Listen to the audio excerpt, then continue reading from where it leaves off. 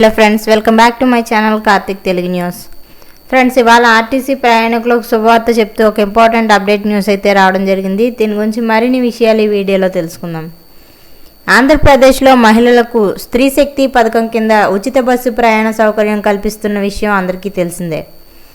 అయితే 2025 ఆగస్టు 15 నుంచి ఈ పథకం అమల్లోకి వచ్చింది. గుర్తింపు కార్డులు చూపించి మహిళలు ఆర్టీసీ బస్సుల్లో ఉచితంగా ప్రయాణం చేస్తున్నారు.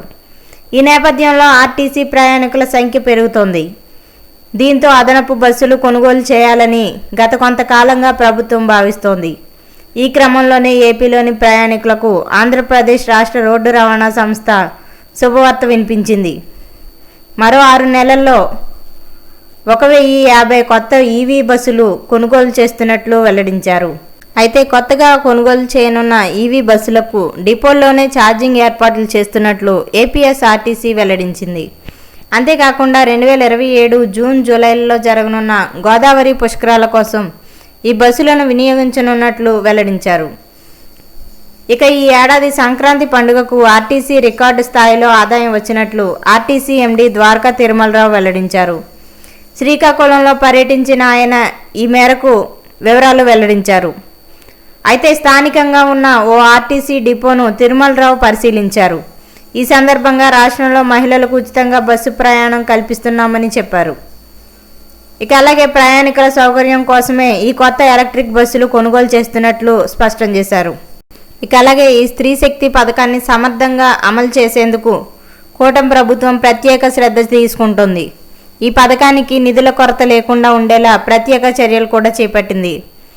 అందులో భాగంగానే స్త్రీ శక్తి పథకానికి ఇటీవల అదనంగా మరో 800 కోట్ల రూపాయలు మంజూరు చేసింది. 2025 నవంబర్ నుంచి 2026 మార్చి వరకు స్త్రీ శక్తి పథకం అమలు కోసం ఈ నిధులు విడుదల చేస్తున్నట్లు ఆదేశాలు కూడా జారీ చేసింది. మంజూరు చేసిన నిధుల విడుదలకు ఇప్పటికే పాలనాపరమైన అనుమతులు కూడా రావడం జరిగింది. ఇక దీని ప్రకారం 5 నెలకు 160 కోట్ల రూపాయల చొప్పున నిధులు విడుదల చేయడం జరుగుతుంది.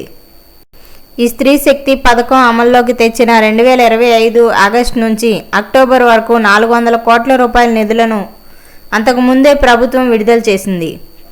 అయితే ప్రభుత్వం నిధులు విడుదల చేయడంపై ఆర్టీసీలోని అన్ని ఉద్యోగ సంఘాలు హర్షం వ్యక్తం చేశాయి. ఈ సందర్భంగా ముఖ్యమంత్రి చంద్రబాబును ఆర్టీసీ, ఎన్ఎంయూఏ, కార్మిక పరిషత్ నేతలు, ఎంప్లాయీస్ యూనియన్ సభ్యులు అభినందించారు. సో ఫ్రెండ్స్, ఇది అప్డేట్ న్యూస్. మరిన్ని అప్డేట్స్ కోసం ఛానల్ సబ్స్క్రైబ్ చేసుకోండి ఫ్రెండ్స్. అలాగే పక్కన ఉన్న బెల్ ఐకాన్ క్లిక్ చేసి వీలైతే ఛానల్కు లైక్ అయితే చేయండి. Thank you friends. Thanks for watching this video.